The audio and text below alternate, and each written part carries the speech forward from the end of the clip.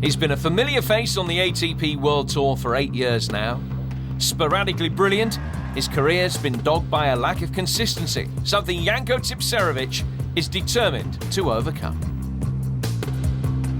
I feel that a lot of times my focus is just flying up and down, and I feel if I manage to stay 100% with my head in the match, I feel that I can improve my results overall. This has been a breakthrough year for the Serb as he climbed the rankings to reach a career-high 13. He's come a long way, but this is an ambitious man.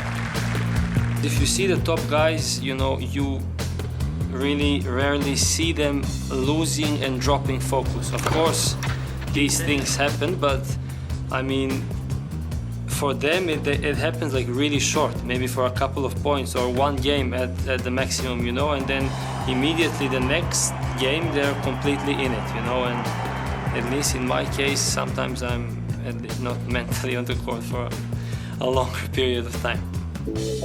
Last December, Tipsarevic played his part as Serbia made history. In Belgrade, his country defeated France to win their first ever Davis Cup, and it's proved to be a game changer. It's amazing feeling, you know, to be part of that. It's probably the biggest achievement since we became Serbia, an independent country, and will go down in the history as one of the greatest teams of the country. Everyone congratulated me and all the team, and right now we're the heroes in our nation, and it's a great thing. It's a sword with two ends, we say. It can be a dream come true, or it can be a nightmare to start the preseason for next year. I don't know the closeness that the other teams have, but I really feel that, you know, the guys in the Serbian team have a connection. We, you know, talk to each other every day or two, and obviously the thing that matters the most is how you play a match, but I feel that this thing also gives you an edge and helps you to, and motivates you to perform better in this kind of competition. Building on the success of the Davis Cup triumph, Janko has gone on to record his best ever Grand Slam performance, reaching the quarterfinals of this year's US Open. Almost inevitably, he was beaten by compatriot and friend Novak Djokovic. I am feeling really happy that I am a part of his, you know, tennis success.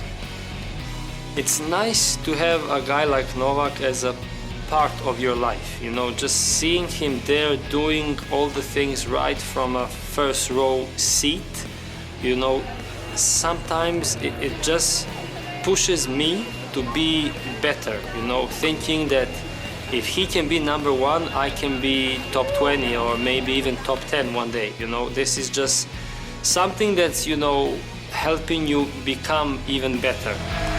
The significance of the Davis Cup triumph in Belgrade cannot be underestimated. Looking back, Novak saw just how important it was. You know, last year has been a very tough year, a lot of ups and downs for me. Of course, it all ended up in the best possible way, winning a Davis Cup title, first ever for Serbia. It was great. It was just beautiful, and to be a part of the history and to be able to share it with your teammates. It's interesting to analyze that a country of 7 million has so many good players, but Novak really is a true champion, number one tennis player. I think it's one of the biggest achievements we had so far in sports. These are heady days for Serbian tennis and Janko Tipsarevic. You can be sure there's plenty more to come. I'm just doing my best. I've improved, but I still see space for improvement in that area.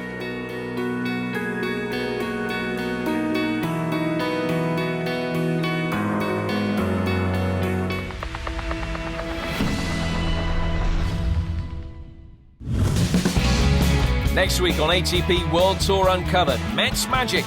We're behind the scenes in France at the Moselle Open. And the Far East's Fantastic Five. We look ahead to the tournaments that make up the Asian swing. Until then, don't forget to log on to atpworldtour.com for your 24/7 breaking news and find us on Facebook and Twitter. We'll see you next week.